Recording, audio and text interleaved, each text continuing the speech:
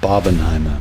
Both a masterpiece and the most terrible experience I've had in recent memory. Barbenheimer. A psychedelic fever dream and a soul-shattering cinematic marvel. Barbenheimer. An unfiltered stream of human consciousness brimming with glitter and charred human corpses. The best, worst movie you'll ever see. Now, the way I chose to experience this once-in-a-lifetime event was unorthodox, unhinged, perhaps even unsanitary. I chose to watch Barbie first. I know, remember to breathe, I don't want anyone passing out in my comments section. Equipped with nothing but a pink button-up shirt and some white chinos, I plowed into the Barbie theater, and let me tell you, I was not ready. The first thing that stands out to any Barbie-going viewer, this might be the most lively and colorful film I have ever seen. I'm not going to pretend to know anything about color grading, instead I'm just going to assume that they had literal wizards making everything look 300% more fabulous in post-production, because that is the only reasonable explanation for why these colors look so good. This is especially effective since all the sets in this film are practical, I think. Barbie Land is a fully constructed pink and plastic paradise, and you can practically smell the PVC.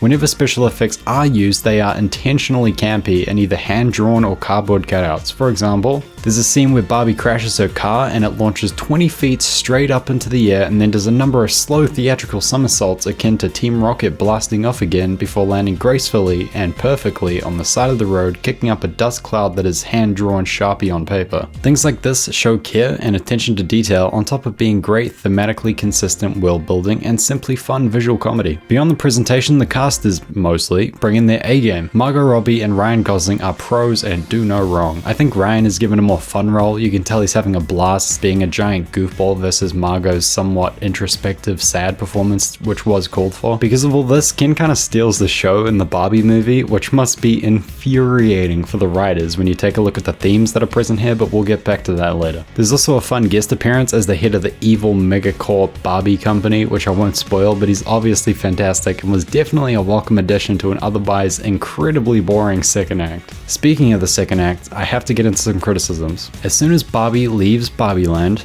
the movie gets boring as hell. The selling point of the film is Barbie in the real world, but the real world, at least in this movie, sucks complete ass. Within 2 minutes of arriving in California, Barbie gets sexually assaulted, that's real. Ken gets fondled by some gay rollerbladers, that's real. And every single character they meet from now to the end of the movie ranges from completely forgettable to Brie Larson reincarnated as an ethnically ambiguous middle schooler with the world's most pretentious political opinions. And yes, that is important to the plot. In fact, it's about to become the entire plot. The most confusing thing that becomes clear to the audience at this stage in the film is that the movie is in fact not a comedy. It is, I shit you not, a political drama with a focus on feminist ideology and the thematic deconstruction of patriarchy. That is real. There are some cute fish out of water moments when Ken and Barbie first arrive in the real world. Ken's solo adventure where he goes to discover how to become a real man is pretty funny, but other than that, the entire middle third of the film is either boring or annoying. I was completely mind-boogered when I realized the direction the film was going in. I mean, there were subtle hints from the beginning that this movie had a woke quota and a non-binary chick with a clipboard probably breathing down the director's neck. For example, near the beginning of the film, during one of the actually fantastic dance sequences, I literally cannot sing the praises of it enough. Those things are probably the best part of the film. They make sure that we see regular Barbie, black Barbie, Latina Barbie, Asian Barbie, fat Barbie. Wait, do they make those?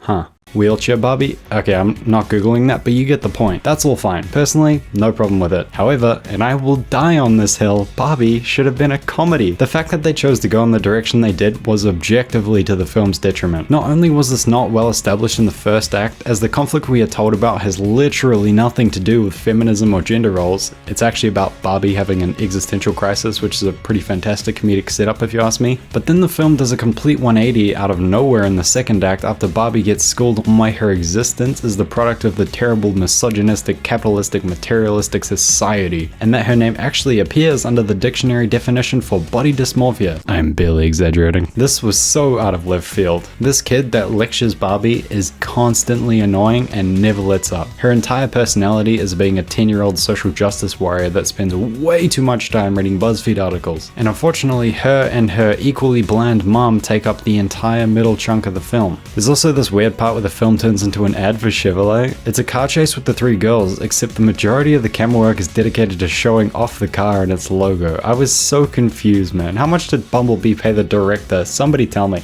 Again, I feel like I have to reiterate, I have no problem with a film exploring these themes if it's done well and can challenge the audience with new perspectives. However, it wasn't done well here, and I really feel like this was not the correct movie to attempt to tackle these messages. An example of how I think this was tackled poorly can be seen in the following example. Every single man in this movie is portrayed as either a moron or a sex offender. What did you just say to me? That is not an exaggeration whatsoever. It is literally every single one except for Michael Cera, who plays the third wheel and has like 2 lines of dialogue. Now with that in mind, that every single man is evil and a moron, Barbie discovers that in the real world that men own and rule everything, which is totally backwards to Barbie land, where men have literally no rights, can't own property, and exist only to lust after Barbie within PG parameters. Paradise. But then Barbie goes back to her own world and discovers Ken has given it a misogynistic makeover and implemented his own patriarchy where everyone rides horseback, shirtless, owns mini fridges, and watches Godfather on repeat. Barbie, having seen two extremes, the matriarchy where men have no rights in the beginning and the patriarchy where women have no rights in the real world, realizes that what's required is balance. This is clever because at this point in the film, misogynist Barbie Land is an allegory for the real world, and by her putting things right and giving everyone equality, the film demonstrates how with just a few small changes, society could be turned into a place that doesn't discriminate against men or women.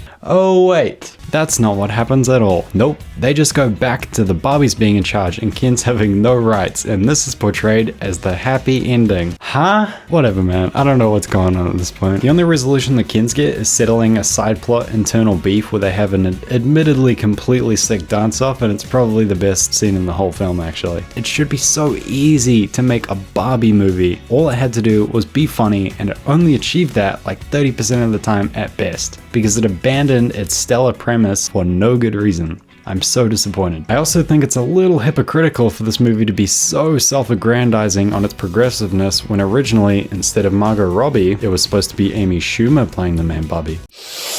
I'm smelling bullshit! Why couldn't you commit, film? Can't anyone be Barbie? Just not Amy Schumer, I guess. No balls movie. Give me the Schumer cut. By the way, is this a kid's movie? There's a dick joke every 10 minutes. I you not. Someone says motherfucker. Barbie gets assaulted and has death paranoia. Plus there's the whole political drama aspect. I'm so confused. Someone make it stop. No more Barbie. No more Barbie. No more Barbie. Ah! Oh yeah, I have to talk about Oppenheimer now. It's good. That's the video. Bye everybody.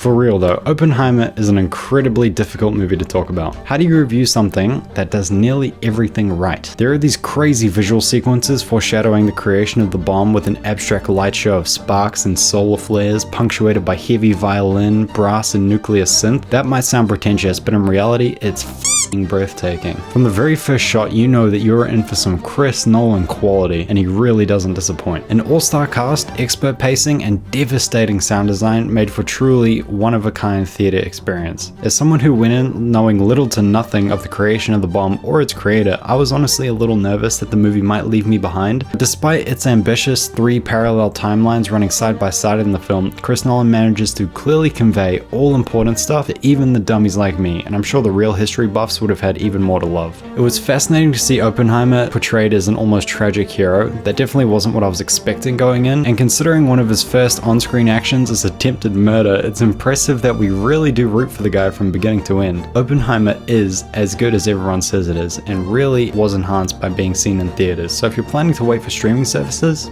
just don't. This one is worth it. In fact, I would go as far as to say that the ideal Barbenheimer experience is to skip Barbie and just watch Oppenheimer. Trust me, you'll need the extra brain cells going in. But that's all I got. If you want a number score, Barbie's like a 3 out of 10 and Oppenheimer's a 9.5. Alright, now get out of here. I'll catch you in the next one. Goodbye.